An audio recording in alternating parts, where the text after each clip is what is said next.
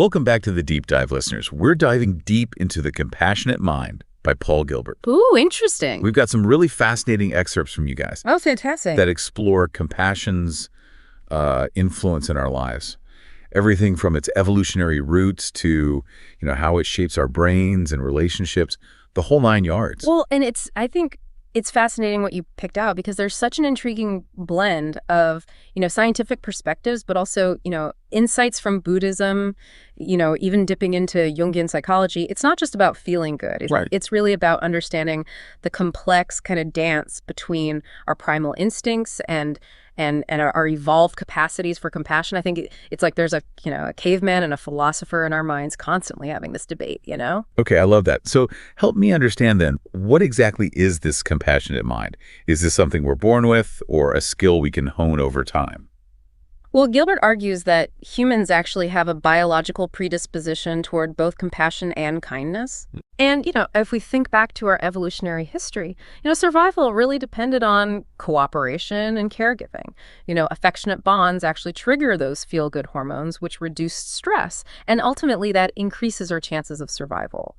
It wasn't just about feeling warm and fuzzy. It was actually a matter of life and death. So our desire for connection isn't, just a social media trend. You're saying it's literally embedded in our DNA. Absolutely. And this need for care really impacts our neurological development. It shapes those brain regions associated with empathy and compassion. For example, studies on neglected children have actually revealed that a lack of affection can hinder the development of those crucial brain areas. This raises an interesting question. So Gilbert talks about this old and new brain. How do those fit into this picture? Well, picture this. We all have this ancient, we'll call it the old brain.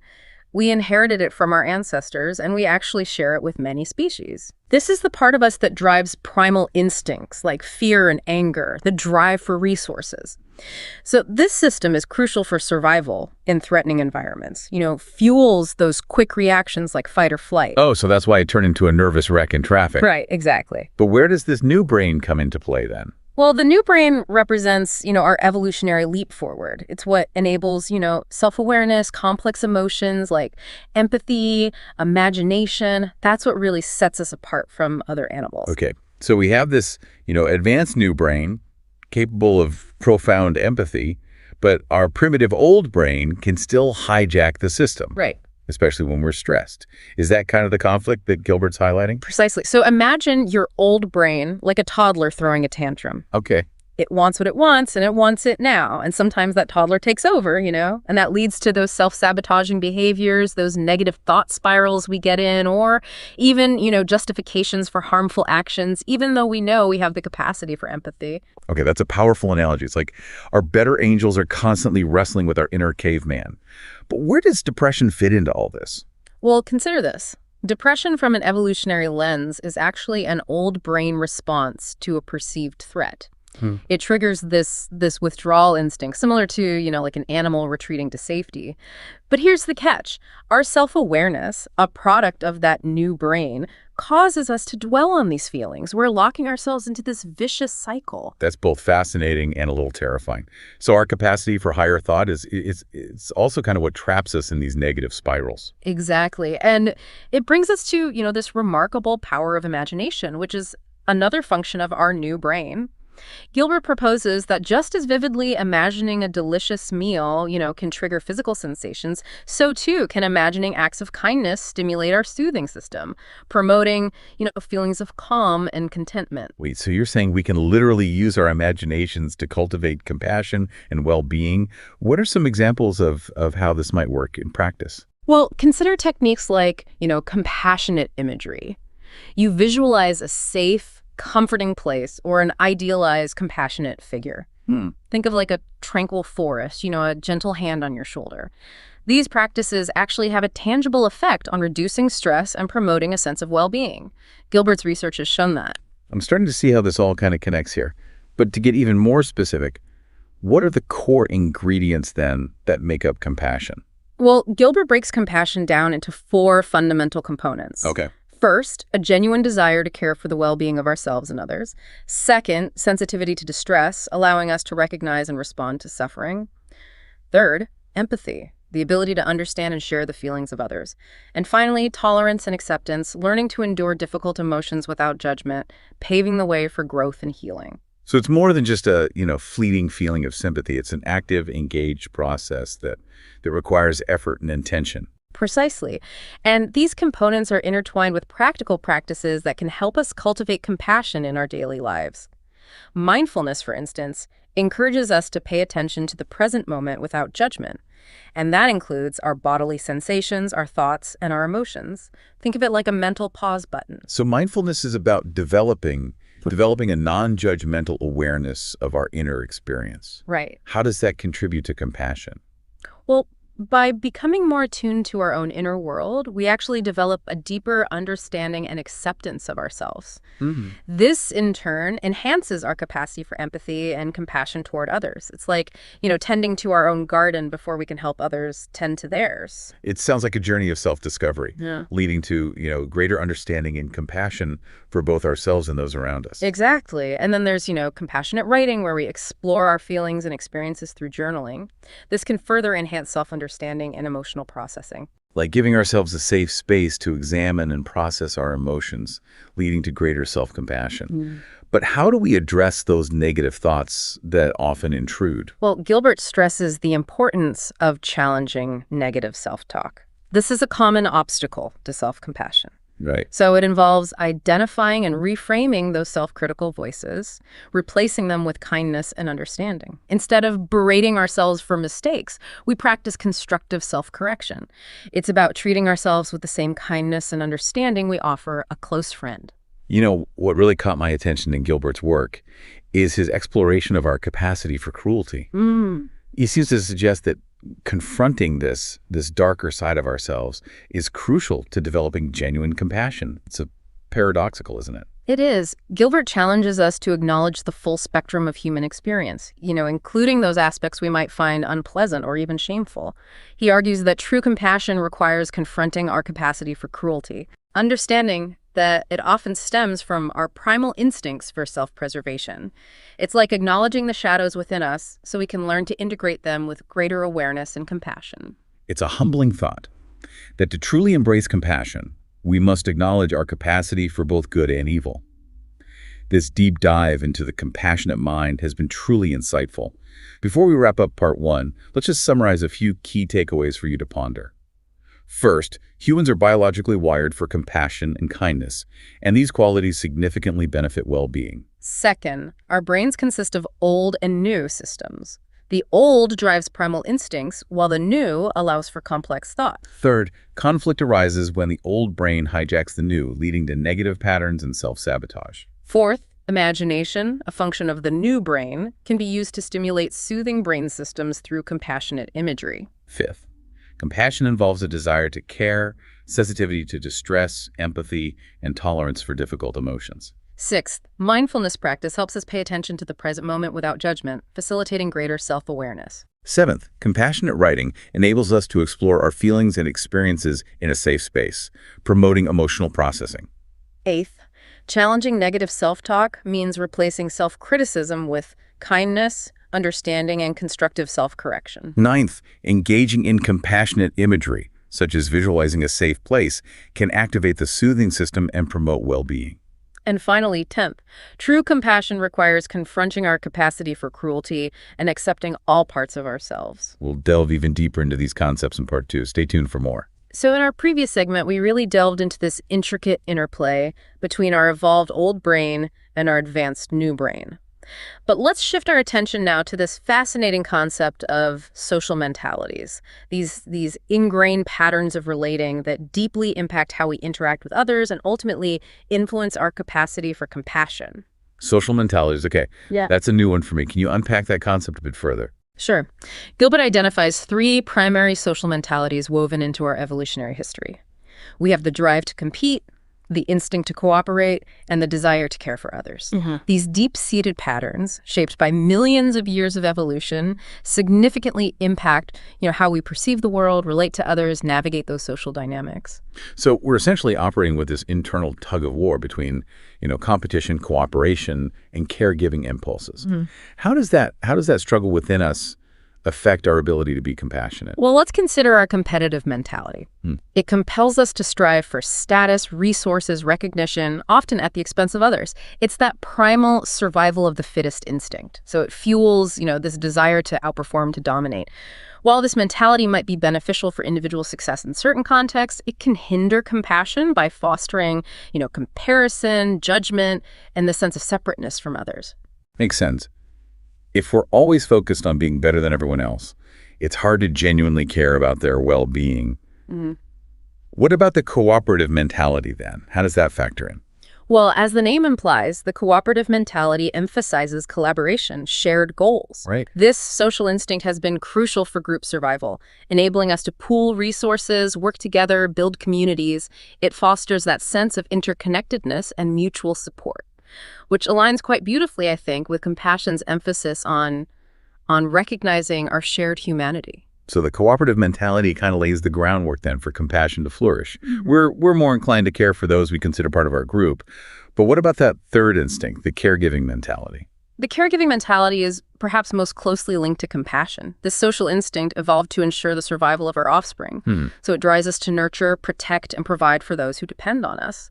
This innate drive to care often extends beyond our immediate family, creating, a ripple effect of compassion that can even reach strangers. I'm starting to see how these three social mentalities, competition, cooperation, and caregiving, they're all kind of interacting within us constantly, shaping our actions and relationships.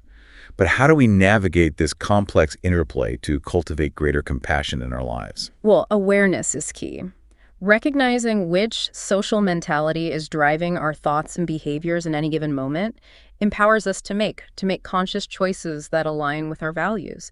If we find ourselves consumed by competitive urges, for example, we can utilize, mindfulness techniques to shift our focus to cooperation and caregiving. So it's about catching ourselves when those competitive impulses take over and actively choosing a more compassionate path. Do you have any suggestions for how we can actually do that in our daily lives? Well, think about those situations where you might feel triggered to compete or compare yourself to others. Maybe it's at work, in social settings, even within your own family. Practice noticing those feelings of envy, judgment, insecurity as they arise. So the first step is awareness, becoming attuned to those competitive impulses without judging ourselves. What happens next? Once you've identified those triggers, you can consciously reframe your perspective. Instead of viewing others as rivals, try envisioning them as potential collaborators or recipients of your care. Look for opportunities to support, encourage, or simply offer a kind word. These small acts of kindness can gradually shift your social mentality from competition to compassion. These are incredibly helpful insights. It seems like consciously choosing compassion can transform our relationships and create a more caring world. I'm curious, though, how do these deep-seated, often unconscious social mentalities connect to our new brain functions, like imagination and self-awareness? That's a great question. It leads us to this fascinating intersection of our evolved past and our conscious present.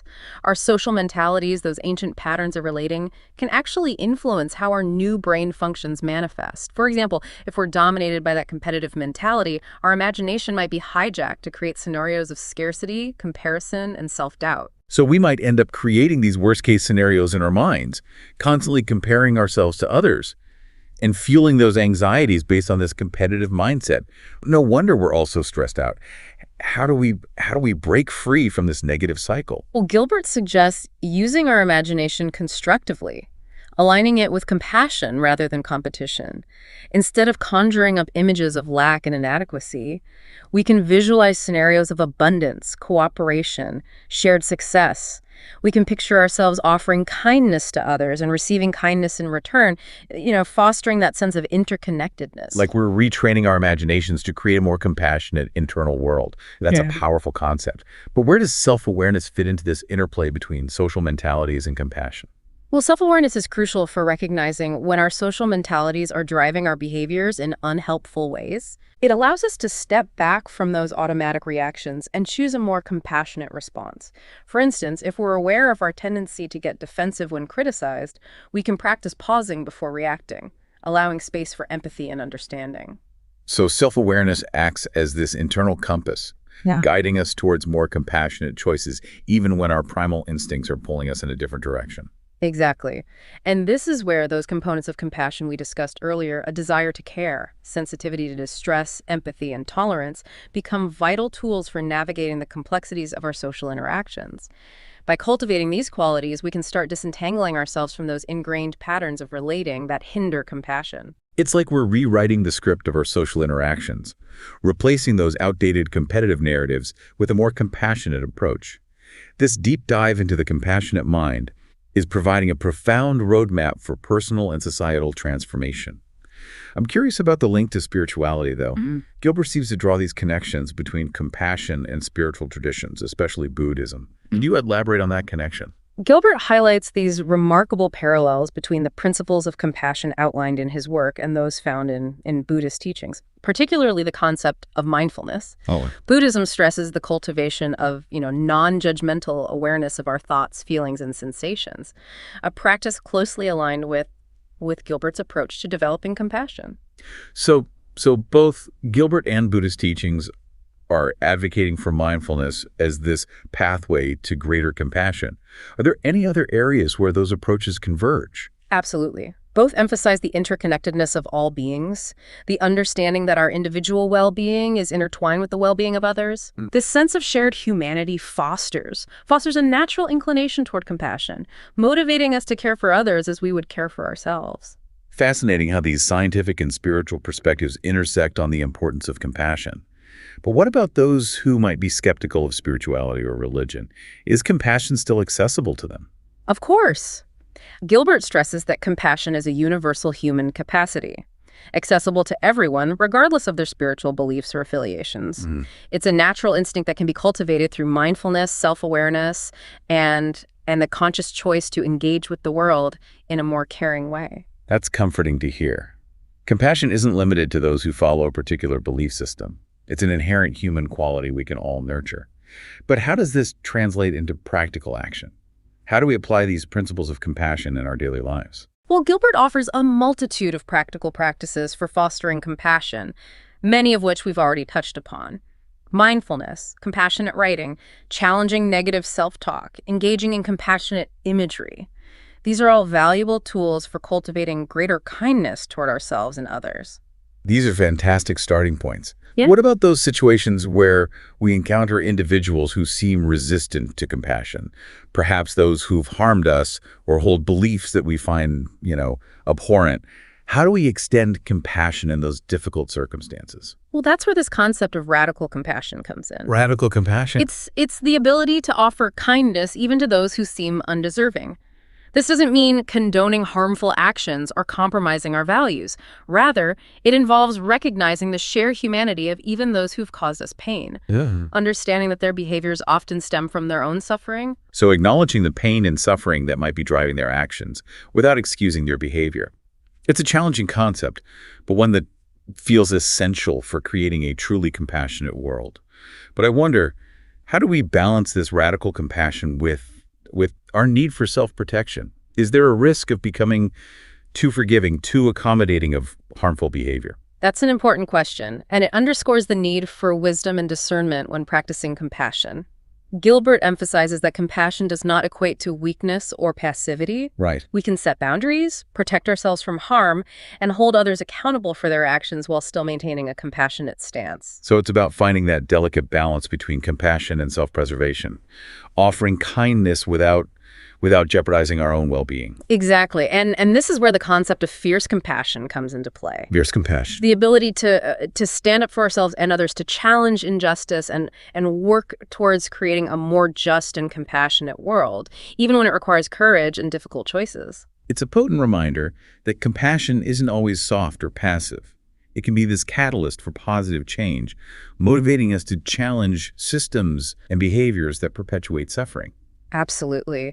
And this brings us back to those evolutionary roots of compassion. We've evolved to care for others, to cooperate, to create communities that promote well-being. These instincts are deeply ingrained in our biology. And by tapping into this innate capacity for compassion, we can create a world that reflects our highest human potential. This deep dive into the compassionate mind is providing this profound reframing of how we view ourselves, our relationships, our place in the world. It's a call to action, urging us to embrace compassion as a driving force for personal and societal transformation. As we transition into part 3, we'll explore the practical applications of compassion even further, examining specific techniques and strategies for cultivating greater kindness in all areas of our lives. So in this final part of our exploration into the compassionate mind, let's really dive into some practical techniques and strategies for cultivating greater kindness in our everyday lives. We've already discussed fundamental practices like mindfulness and compassionate writing, challenging those inner critics. But Gilbert offers just this wealth of additional tools for nurturing compassion. One particularly potent technique he emphasizes is compassionate imagery, harnessing the power of our imaginations to evoke those sensations of warmth, safety, and connection. We touched on this a little bit earlier, but I think it's worth exploring further. I'm really intrigued by this concept of using our imaginations to cultivate compassion. Can you walk us through how that works in practice? Well, imagine those moments when you're feeling, stressed, anxious, maybe just overwhelmed. Instead of allowing yourself to be swept away by those difficult emotions, you can consciously choose to engage in this compassionate imagery. Close your eyes, take a few deep, calming breaths, and conjure up this image of a place where you feel safe, comfortable, utterly at ease. It's almost like creating this mental sanctuary, a refuge, where we can retreat to find solace and inner peace. What types of images might be helpful in creating that space? Well, the specific imagery can vary from individual to individual, but common themes often revolve around, natural settings like tranquil forests or pristine beaches, majestic mountains. You might picture yourself surrounded by loved ones, or perhaps envision a wise, compassionate figure offering solace and support. So we can draw upon, personal memories, spiritual figures, or even, archetypal imagery to construct this compassionate haven. It's about discovering what resonates most deeply within us. Exactly. And the real key to this practice is to engage all your senses in this imagery. So don't just visualize the scene, but really try to feel the warmth of the sun caressing your skin, hear those soothing melodies of nature's symphony, inhale the fragrance of blooming flowers, savor the sweetness of the air. By immersing yourself completely in this sensory experience, you amplify the calming, restorative impact of compassionate imagery. It's like creating this full-bodied immersion in compassion, engaging our minds, our bodies, and our spirits in this practice. But how can we utilize compassionate imagery when we're grappling with those moments of intense self-criticism or negativity? Well, Gilbert suggests employing compassionate imagery to directly confront those harsh inner critics. Remember that wise, compassionate figure we discussed earlier? Now visualize them offering you words of kindness, understanding, encouragement, effectively counteracting those negative judgments you might be directing towards yourself. It's like using compassionate imagery to reparent ourselves, offering the nurturing and support that we may have lacked in our early experiences. Such a profound concept. It is. By consistently engaging in this practice, we can gradually rewire our brains to respond to those challenges with self-compassion rather than self-criticism. Another potent technique Gilbert advocates for is compassionate letter writing. Compassionate letter writing. Okay, now you've got my attention. Tell me more about how that technique works. Well, think about those times when you felt hurt, betrayed, or wronged by someone. Perhaps, a friend, a family member, a colleague. Instead of letting those feelings of anger, resentment, or bitterness fester, consider writing a compassionate letter to that individual. So the intention isn't necessarily to actually send this letter, but to use it as a tool for processing our emotions and fostering greater compassion. Exactly. The objective is not to condone their actions or excuse their behavior, but rather to shift our perspective from blame and judgment to understanding and empathy. How do we even begin to write such a letter? What elements might we want to incorporate? Well, start by acknowledging the pain their actions inflicted upon you. Articulate your feelings honestly and openly, but try to avoid accusatory language. Then, attempt to shift your focus towards understanding their perspective. You know what circumstances in their life might have contributed to their behavior. So, stepping into their shoes, attempting to see the situation from their vantage point, does this imply condoning their actions, though? Not at all. The aim is not to justify their behavior, but to cultivate a deeper understanding of the complexities that might have influenced their actions. We can recognize their shared humanity, their struggles, their pain without condoning the harm they caused. It's a delicate tightrope walk, but one that seems so essential for cultivating genuine compassion. What else might we include in a compassionate letter? You might consider expressing your hopes for their well-being, even if you're still grappling with hurt or anger. You can also explore avenues for moving forward in the relationship if that feels appropriate. Often, the simple act of composing the letter is enough to release some of that emotional weight and shift your perspective. It's a remarkable method for practicing forgiveness, not just for the other person, but for ourselves as well. By releasing that grip of resentment, we create space for healing. These techniques, compassionate imagery and compassionate letter writing, offer these tangible tools for nurturing kindness in our daily lives.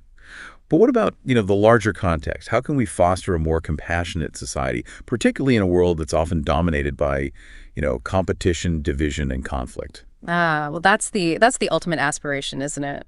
Gilbert reminds us that building a compassionate society begins with individual transformation, radiating outward to influence our families, our communities, and ultimately the world at large. So it's a grassroots endeavor, starting with individual change and then expanding outward. What are some practical steps we can take to contribute to a more compassionate world? Well, Gilbert encourages us to cultivate greater awareness of the systems and structures that perpetuate suffering, whether it's poverty, inequality, environmental degradation. We can support organizations that are dedicated to addressing these issues, advocate for policies that promote justice and well-being, and make conscious choices in our daily lives that align with our values. It's about recognizing our interconnectedness, understanding that our actions, however seemingly insignificant, ripple outward to affect the world around us. Each of us can be an agent of compassion, contributing to the creation of a more just and caring society. Exactly. And remember those social mentalities we talked about? Right. We can consciously choose to cultivate the cooperative and caregiving mentalities, fostering collaboration, kindness, and a sense of shared humanity. It's a paradigm shift, redirecting our focus from competition and self-interest to cooperation and collective well-being. This deep dive into the compassionate mind has been just such an illuminating exploration of compassion's power, both within us and in the world around us. It's this call to action, inspiring us to embrace kindness as this guiding principle in every facet of our lives. As we conclude our deep dive, I just want to reiterate this crucial point. Compassion isn't a destination to be reached, but an ongoing journey. It's a practice we can nurture each and every day through those small gestures of kindness, mindful awareness, and this steadfast commitment to creating a more just and compassionate world. Well, thank you for joining us on this profound exploration of the compassionate mind. May we all continue to cultivate those seeds of compassion, nurturing kindness within ourselves, and extending it outward to illuminate the world.